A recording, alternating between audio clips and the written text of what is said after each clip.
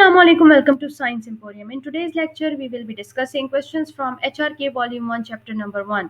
So, the question that we will be discussing today is question number 2, which states that list characteristics other than accessibility and invariability that you would consider desirable for a physical standard. यानी कि accessibility and invariability के अलावा आपने ऐसी characteristics बतानी है जो कि एक physical standard के लिए desirable हो, ठीक है?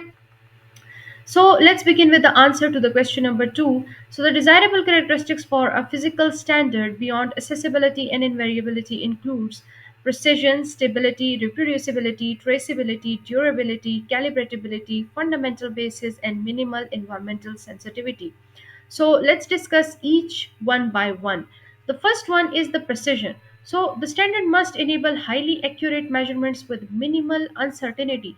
दैट इज कि आपने इस तरह का एक स्टैंडर्ड चूज करना है जो कि प्रिसाइज हो, यानी कि वो आपके पास इनेबल करे हाईली एक्यूरेट मेजरमेंट्स को जिसमें बहुत बहुत बहुत कम अनसर्टेनिटी हो। नेक्स्ट आपके पास जो आपका स्टैंडर्ड है वो स्टेबल होना चाहिए, उसमें स्टेबिलिटी होनी चाहिए। That is it should resist physical और chemical changes over time, maintaining consistency under different conditions. यानी कि आप जोन सा भी स्टैंडर्ड चूज करोगे उसमें आपके पास जो physical and chemical changes over time occur करेंगी वो उसको रेजिस्ट कर पाए। जैसे कि हम एग्जांपल ले सकते हैं किलोग्राम स्टैंडर्ड की, जो कि पहले आपके पास क्या कंसिडर किया जाता है, उसको किस तरह से डिफाइन किया जाता था, उसको डिफाइन किया जाता था यूजिंग प्लैटिनम इरिडियम सिलेंडर, जो कि आपके पास एक फिजिकल ऑब्जेक्ट है, ठीक है ना। ऑब्वियसली एक फिजिकल ऑब्जेक्ट है तो उसके ऊपर एनवायरमेंटल फैक्टर्स एक्ट करेंगे और फिजिकल डिग्रेडेशन होगी उसकी, ठीक है ना, जिसकी वजह से आपका जो स्टैंडर्ड है वो इफेक्ट होगा, वो प्रिसाइज नहीं रहेगा, उसकी स्टेबिलिटी खत्म हो जाएगी और आप उसको यूज नहीं कर पाओगे इन डिफरेंट एनवायरमेंट्स, ठीक है, क्योंकि वो एनवायरमेंटल कंडीशन से इफेक्ट हो रहा है। तो ऐसा जो आपका स्टैंडर्ड होता है फिर उसको हम यूज नहीं कर पाते एंड इस तरह से हमें अपनी डिजायरेबल और प्रिसाइज एंड एक्यूरेट मेजरमेंट्स नहीं मिलती। तो हमने क्या कर दिया कि हमने किलोग्राम को रीडिफाइन कर दिया बाय प्लांक्स कांस्टेंट, जो कि अब आपके पास एनवायरमेंटल फैक्टर्स से या फिजिकल या केमिकल चेंजेस से इफेक्ट नहीं होता, बल्कि आपके पास एक स्टेबल स्टैंडर्ड के तौर पर हमारे पास मौजूद है। नेक्स्ट आपके पास आ जाती है reproducibility, that is it should be possible to replicate the standard reliably in different labs and location. That is कि आपका जो स्टैंडर्ड है उसको आप different labs and different locations में रेप्लिकेट कर सको, यानी कि एक जगह पे अगर आप अपना स्टैंडर्ड यूज कर पा रहे हो तो एग्जैक्टली उसी तरह आप अपने स्टैंडर्ड को किसी दूसरी जगह पे भी यूज कर सको, ठीक है। Next is traceability. So the standard should link to a primary or international reference ensuring measurements are consistent globally, यानी कि हमें ट्रेसेबिलिटी चाहिए अपने स्टैंडर्ड में ताकि वो आपके पास ग्लोबली कंसिस्टेंट रहे और आपका स्टैंडर्ड जो है वो इस तरह का होना चाहिए कि वो किसी इंटरनेशनल रेफरेंस के साथ या किसी प्राइमरी रेफरेंस के साथ लिंक कर सके, ठीक है ना। सो ये हम इसलिए करते हैं ताकि आपका जो स्टैंडर्ड है वो उसकी वजह से जो आपकी मेजरमेंट्स आप करते हो, ठीक है, हम स्टैंडर्ड्स किस चीज़ के लिए लेते हैं, मेजरमेंट्स के लिए लेते हैं। तो अगर आपका जो स्टैंडर्ड है वो क्या हो, आपके पास ट्रेसेबल हो, तो इट मीन्स दैट कि आपकी जो मेजरमेंट्स होंगी वो ग्लोबली कंसिस्टेंट रहेंगी। कंसिस्टेंट होने के साथ साथ ही ये जो प्रोसेस होता है ये इन्हेंस करता है आपके पास एक्यूरेसी को, प्रमोट करता है स्टैंडर्डाइजेशन को और हेल्प करता है कि आप मेंटेन कर सको क्वालिटी इन वेरियस फील्ड्स। इसकी आप एग्जांपल ले सकते हो कि फॉर एग्जांपल अगर आप एक लेबोरेटरी में मास को मेजर कर रहे हो यूजिंग अ स्केल, तो वो जो स्केल होगा वो आपके पास कैलिब्रेटेड होना चाहिए टू अ प्राइमरी रेफरेंस। वो प्राइमरी रेफरेंस ऑब्वियसली अगर आप मास को मेजर कर रहे हो तो वो क्या होना चाहिए, किलोग्राम स्टैंडर्ड का होना चाहिए, ensuring everyone measures mass in the same way.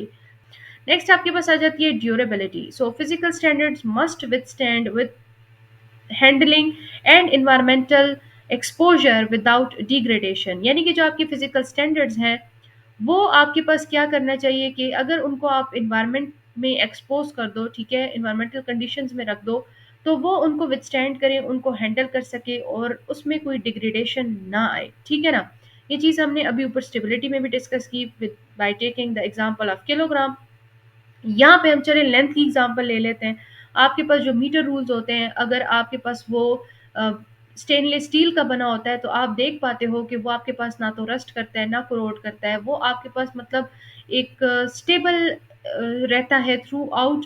आपके पास उसके ऊपर environmental factors as such act नहीं करते और आपको वो एक प्रिसाइज एंड एक्यूरेट मेजरमेंट्स देता है जो कि आपको अपने लेवल पे चाहिए होते हैं, ठीक है ना। तो वो आपके पास क्या हो गया, एक ड्यूरेबल स्टैंडर्ड हो गया, ठीक है।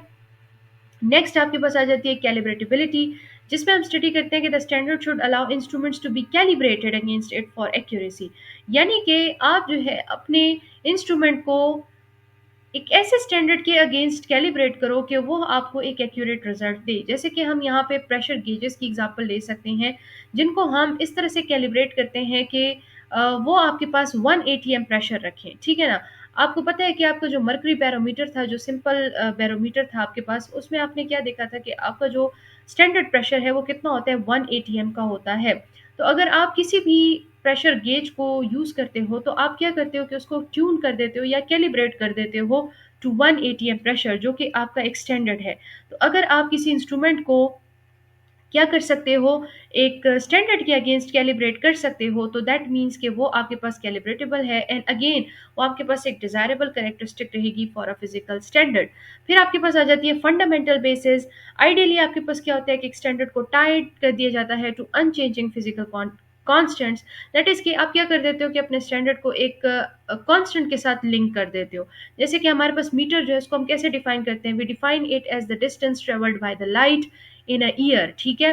तो हमारे पास बेसिकली हम क्या कर रहे हैं, हम मीटर लेंथ को जो है वो एक कांस्टेंट के साथ क्या कर रहे हैं, लिंक कर रहे हैं, जिसकी वजह से उसकी क्या चीज़ बढ़ जाती है, उसकी यूनिवर्सलिटी बढ़ जाती है एंड प्रिसिजन बढ़ जाती है, ठीक है। इसके अलावा आपके पास मिनिमल इन्वायरमेंटल सेंसिटिविटी होनी चाहिए आपके स्टैंडर्ड्स में, ठीक है। अगर इस तरह का है तो आपका स्टैंडर्ड डिजायरेबल कंसिडर किया जाएगा। क्या मतलब है मिनिमल एनवायरमेंटल सेंसिटिविटी से, कि आप उसको किसी भी एनवायरनमेंट में रखो, चाहे वो आपके पास टेम्परेचर, प्रेशर, ह्यूमिडिटी वेरिएशन वाला एनवायरनमेंट हो, यानी कि कभी उसमें टेम्परेचर ज़्यादा हो, कभी प्रेशर ज़्यादा हो, कभी ह्यूमिडिटी ज़्यादा कम हो रही हो, ठीक है ना। तो ऐसी जो एनवायरमेंटल फैक्टर्स हैं उनकी वजह से जो आपका स्टैंडर्ड है वो इफेक्ट ना हो, तो आपका जो स्टैंडर्ड होता है वो डिज़ायरेबल कंसिडर किया जाता है। सो ये जितनी भी हमने कैरेक्टरिस्टिक्स डिस्कस की हैं, चाहे वो प्रिसिजन है, स्टेबिलिटी है, ड्यूरेबिलिटी है, कैलिब्रेटेबिलिटी है, कोई भी आपका इसमें से स्टैंडर्ड जो हमने सॉरी कैरेक्टरिस्टिक जो हमने डिस्कस की है, वो अगर आपके पास अप्लाई हो रही है किसी स्टैंडर्ड पे, तो इट मीन्स दैट कि आपका जो स्टैंडर्ड है वो रिलायबल है, यूनिवर्सल है, कैपेबल है of providing a consistent reference across various applications, ठीक है। सो यहाँ पे हम अपना आज का लेक्चर ख़त्म करते हैं। इंशाल्लाह नेक्स्ट लेक्चर में मैं आपसे मिलती हूँ और हम डिस्कस करेंगे क्वेश्चन नंबर 3 को। अगर इसके हवाले से कोई भी आपका क्वेश्चन जहन में आता है तो please do ask in the comment section. इंशाल्लाह I will see you in the next lecture. Till then take care, अल्लाह हाफिज़ एंड थैंक्स फॉर वॉचिंग।